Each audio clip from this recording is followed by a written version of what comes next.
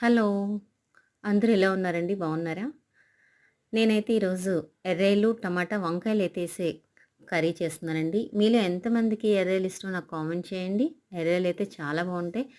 ఏ కూరగాయలైనా కొన్ని ఎర్రేలేసుకొని కర్రీ వండుకుంటే కూర అనేది చాలా టేస్టీగా చాలా బావుంటుందండి.